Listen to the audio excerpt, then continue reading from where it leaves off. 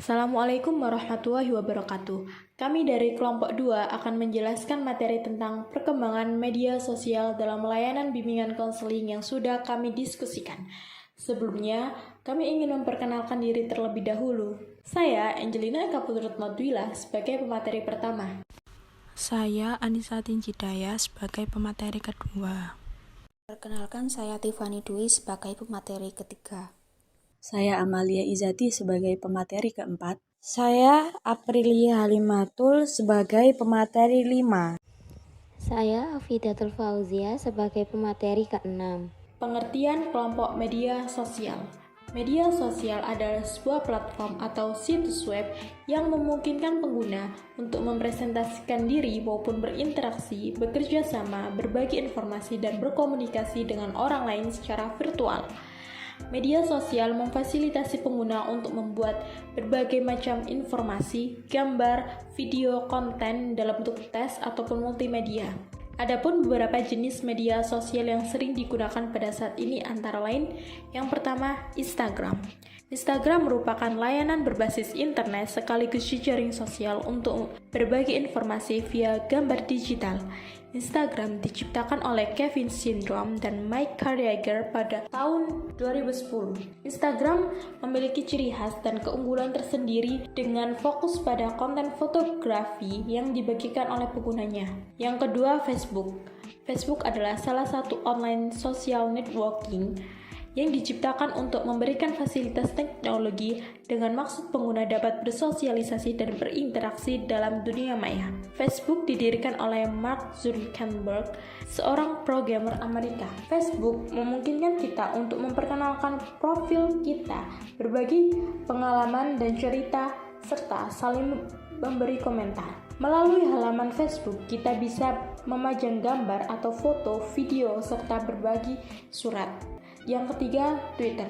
Twitter adalah platform media sosial yang berbeda, di mana pengguna dapat menyebarkan informasi melalui pesan singkat, padat, dan real-time pada batasan kurang dari 140, dengan dilengkapi fitur top trending sehingga memudahkan pengguna Twitter dalam melihat tweet apa yang sedang populer dan sering dibicarakan oleh pengguna Twitter. Twitter didirikan oleh Jack Dorsey yang merupakan seorang mahasiswa dari Universitas New York. Seiring berjalannya waktu, Twitter mengalami berbagai perubahan tampilan, mulai dari yang sederhana hingga tampilan yang lebih baik pada tahun 2014.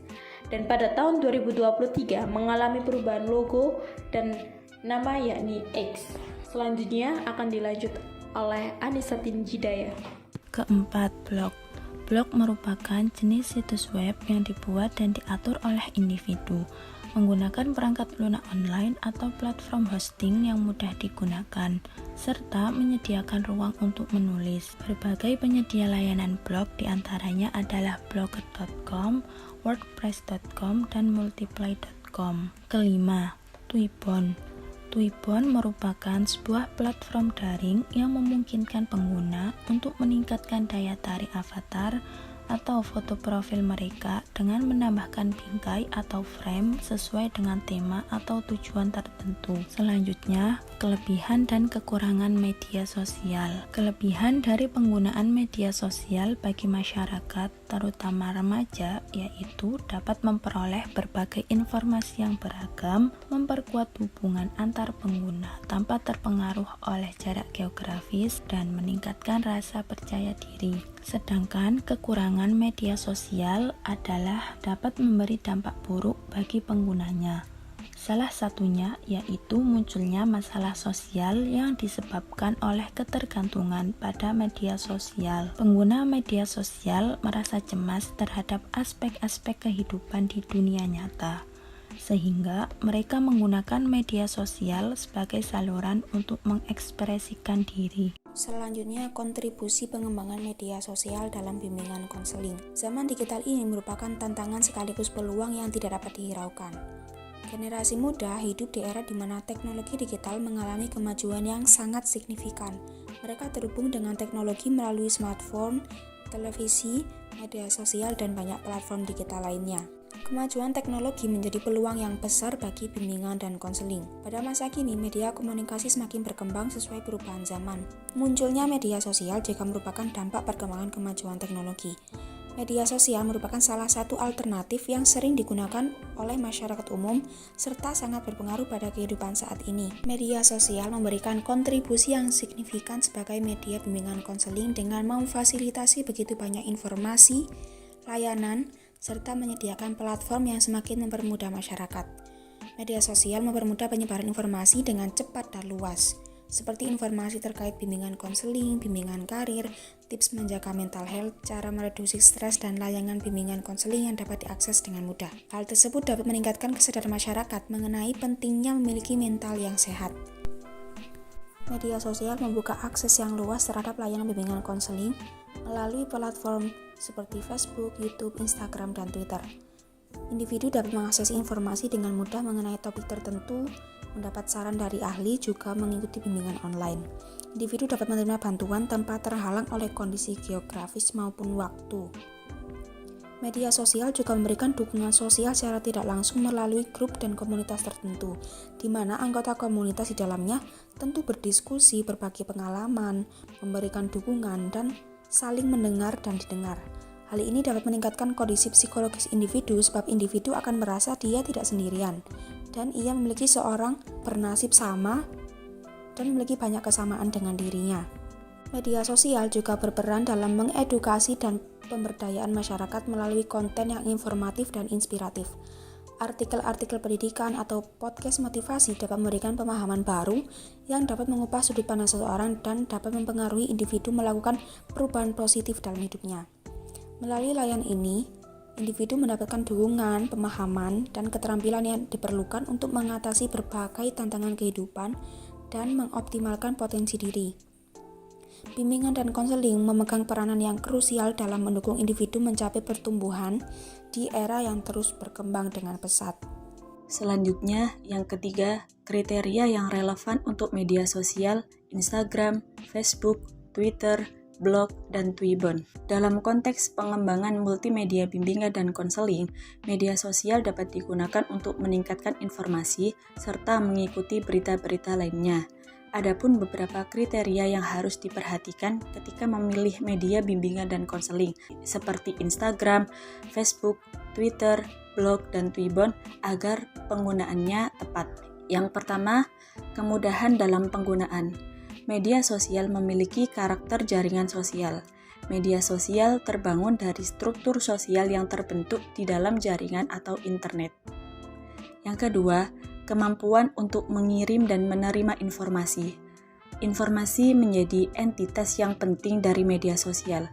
Media ini memungkinkan pengguna untuk mengirim dan menerima informasi seperti foto, video, dan caption. Yang ketiga, kemampuan untuk mengikuti berita-berita lainnya.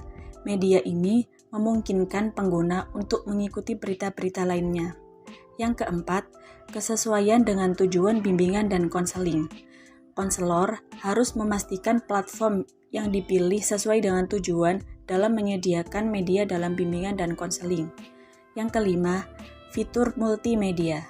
Konselor harus memastikan terlebih dahulu apakah platform tersebut mendukung berbagai jenis konten multimedia seperti gambar, video, dan audio. Yang terakhir, interaksi dan kolaboratif. Konselor harus memilih platform yang memungkinkan interaksi dan kolaborasi dengan klien. Baik, untuk materi yang keempat yaitu tentang tantangan pemanfaatan media sosial dalam layanan bimbingan dan konseling. Sebagaimana upaya bimbingan dan konseling, yaitu memfasilitasi konseling, maka penggunaan teknologi informasi atau media elektronik penunjang proses konseling akan sangat dibutuhkan agar konseling dapat memanfaatkan layanan bimbingan dan konseling secara efisien serta tidak terkesan ketinggalan zaman. Jika layanan bimbingan konseling masih menerapkan cara-cara konvensional dalam era teknologi yang semakin maju, maka layanan tersebut akan ditinggalkan oleh konseling yang akan mengakibatkan degradasi moral serta ketidakmampuan konseling dalam memecahkan serta mengoptimalkan tugas perkembangan yang harus dilaluinya secara mandiri. Maka, jika hal tersebut terjadi, Akan banyak individu yang mengalami kesulitan dalam pemahaman diri dan akan cenderung masuk ke dalam zona kebebasan yang kebablasan tanpa adanya bimbingan yang bersifat mengembangkan kepribadian yang sehat. Maka dari hal tersebut, penerapan atau pemanfaatan teknologi informasi yaitu media sosial dalam bimbingan dan konseling menjadi suatu urgensi tersendiri dalam penyesuaian kondisi zaman atau era yang sangat global. Salah satu yang menjadi pertimbangan perlunya bimbingan dan konseling menyesuaikan terhadap era yang global serta serba teknologi tersebut. Seperti diketahui bahwa kemajuan teknologi informasi yang tidak dimanfaatkan secara tepat akan memicu timbulnya dampak negatif dari penggunaan teknologi informasi tersebut. Maraknya penyalahgunaan teknologi informasi, salah satunya media sosial, yaitu beredarnya pornografi yang tanpa batas atau tayangan-tayangan kekerasan yang tidak pantas untuk disaksikan terutama oleh para remaja dan anak-anak. Ketika hal tersebut kian marak karena terlalu bebasnya akses informasi tanpa ada bimbingan, maka akan merusak generasi muda, juga akan muncul degradasi mental remaja dari dampak tersebut. Oleh karena itu, dalam hal inilah bimbingan dan konseling berperan sebagai pembimbing untuk mencegah hal tersebut. Tindakan preventif melalui kegiatan bimbingan dan konseling terhadap para remaja dalam hal penyalahgunaan teknologi informasi dan media sosial akan menjadi suatu batasan internal terhadap remaja menghadapi kebebasan tanpa batas di dunia maya. Maka dari itulah layanan bimbingan dan konseling yang menyesuaikan dengan kondisi zaman yang mutakhir dan global menjadi sangat penting dan diperlukan dalam membangun kualitas kehidupan generasi muda yang terhindar dari dampak negatif arus informasi yang tak terbatas. Untuk tantangan penggunaan media sosial bagi konselor yaitu yang pertama, keengganan konselor untuk berubah dan kurangnya keterampilan yang memadai. Misalnya, kemampuan menganalisis data untuk manfaat di masa depan, kemampuan mengelola aplikasi berbasis internet, pelayanan kepada konseling yang lebih personal dan profesional, pemanfaatan big data, kecerdasan buatan, dan otomatisasi pada pelayanan konseling yang lebih profesional. Misalnya, untuk kegiatan asesmen, perencanaan, studi, dan karir, proses konseling, dan evaluasi. Yang kedua, perkembangan teknologi yang berkaitan dengan software dan hardware komputer, bahasa pemrograman mendorong inovasi dalam bidang platform sebagaimana platform yang ada saat ini seperti Airy-Rooms, Traveloka, Shopee, Gojek, dan penyedia platform lain. Oleh karena itu, konselor dapat belajar di bidang platform. Lalu untuk yang ketiga, para konselor perlu meningkatkan kemampuan literasi yang meliputi literasi data, literasi teknologi, dan literasi manusia. Yang keempat, munculnya berbagai perubahan perilaku dan gaya hidup seperti pubbing, FOMO, kecanduan game online, kecanduan atas pujian dan pengakuan, like, share love, altruism, cyber-romance, cyberbullying.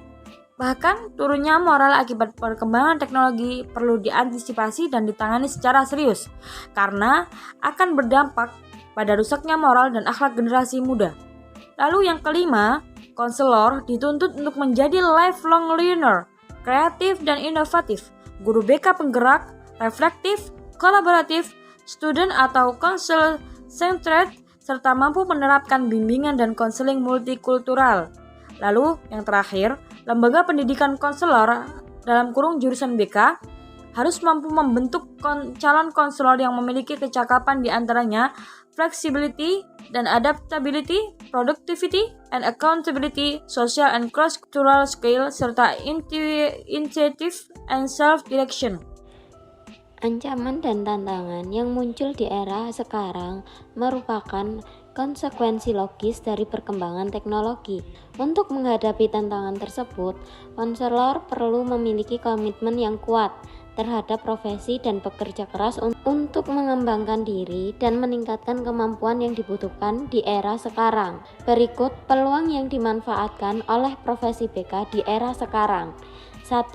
Meningkatkan kualitas diri, kemampuan diri, serta segera bertransformasi diri menjadi seseorang yang mampu memanfaatkan era digital dan perkembangan teknologi informasi untuk mendukung kemajuan profesi BK. Yang kedua, konselor dapat mengembangkan diri sebagai konten kreator, influencer, dan pengembangan platform serta penyedia hosting dalam mengembangkan profesi bimbingan dan konseling. Sebagai konten kreator, sebagai konselor membuat dan menyediakan informasi dalam bidang bimbingan dan konseling yang berkualitas dan sebanyak-banyaknya untuk kepentingan profesi bimbingan dan konseling. Konselor juga dapat berperan sebagai influencer serta bekerja sama dengan prosiding seminar dan lokakarya serta konselor dapat mengembangkan diri menjadi pengembang platform. Yang ketiga, adanya peluang yang sangat besar memanfaatkan media online sebagai aplikasi dan platform untuk mendukung pencapaian tujuan bimbingan dan konseling.